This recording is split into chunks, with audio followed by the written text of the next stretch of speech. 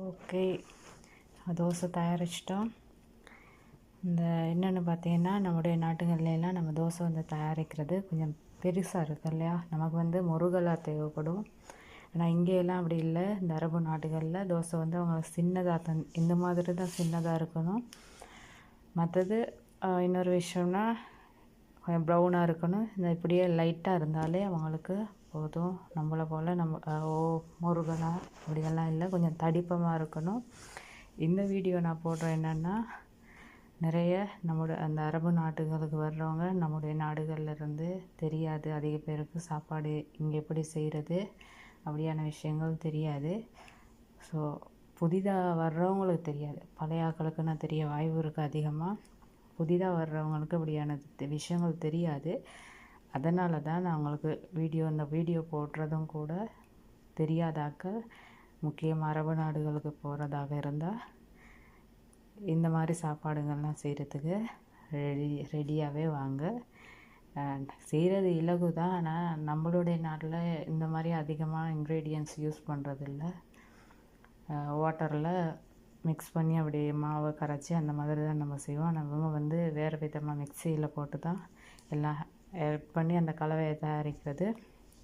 So அதனால் தெரியாதாக்கள் வரும்போது இந்த மாதிரி இதுங்கள்லாம் தெரிஞ்சுக்கொண்டு வந்தீங்கன்னா, ஏன்னா உங்களுக்கான ஒரு பிளேஸை நீங்கள் தக்க வச்சு கொள்றதா இருந்தால் இந்த நாட்டில் தெரியாத விஷயங்களை, இந்த மாதிரி சாப்பாடு விஷயங்களை தெரிஞ்சுக்கிட்டே நீங்கள் வர்றது நல்லது.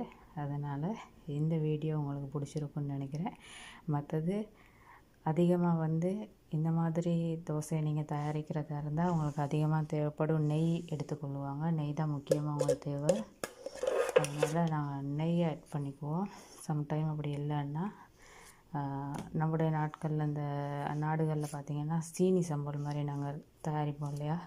அதே போல் இங்கேயும் வெங்காயத்தை எண்ணெயில் போட்டு லைட்டாக சால்ட்டும் மசாலாத்தூளும் சோஸ் கொஞ்சம் ஊற்றிட்டா சோஸ் கொஞ்சம் ஆட் பண்ணது பிறகு சாப்பிடுவாங்க. இந்த ரெண்டு மட்டும்தான் இந்த தோசையோடு அவங்க சாப்பிட்றது. இதோடைய பேர் அரபிக் பேர் வந்து மராசியா. ஸோ தெரியாதவங்க தெரிஞ்சுக்கொள்ளுங்க. நாட்டுக்கு புதிதாக வர்றவங்க யாராச்சும் இருந்தால் இதை ட்ரை பண்ணிக்கிட்டே வாங்க. ட்ரை பண்ண தேவையில்லை, உங்களுக்கு பார்த்த உடனே செஞ்சிடலாம். ஆனால் வந்த உடனே உங்களுக்கு இது தெரியுமா அது தெரியுமான்னு கேட்டால் நம்மள நிறைய ஆட்களுக்கு தெரியாது. எனக்கே வந்த டைம் இது தெரியாது.